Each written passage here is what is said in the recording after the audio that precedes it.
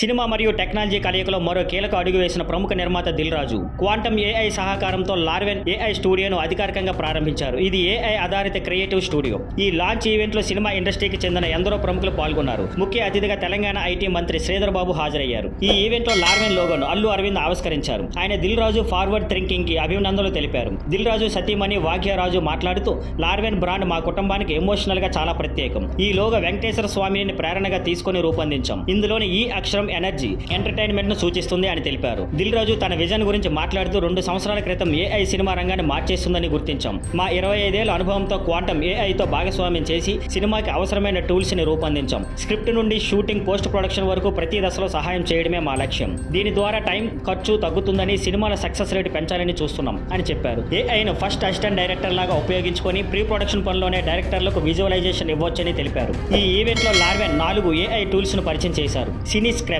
K Raghavendra Rao, V V Vinayak launch చేశారు. Cine sketch Singeetam Srinivasa Rao, Nag Ashwin launch చేశారు. Pitch craft Venu Sriram Bobby launch చేశారు. సినీప్లో వంశీ పైడిపల్లి, అనిల్ రావుపూడి, సుకుమార్ లాంచ్ చేశారు. మంత్రి శ్రీధర్ బాబు మాట్లాడుతూ ఏఐ అనేది లక్షల మంది ఆలోచనలు ఒక్కసారిగా కలుస్తుంది. దిల్ రాజు టెక్నాలజీని క్రియేటివిటీతో అద్భుతంగా మిళితం చేశారు. తెలంగాణ టెక్ డ్రైవన్ స్టేట్ గా ఈ ప్రయత్నం వల్ల హాలీవుడ్, బాలీవుడ్ తో పోటీ చేసే స్థాయికి వెళ్ళగలమని నమ్మకం అన్నారు. దిల్ రాజు ఇప్పుడు లీడర్ గా ఎదుగుతూ ఉన్నాడు. ఏది చేసినా విజయవంతం అవుతున్నాడు. ఇప్పుడు టెక్ కంపెనీలకు పోటీ ఇస్తున్నాడు అని కొనియాడారు. Thank you for watching. Please like, share and subscribe.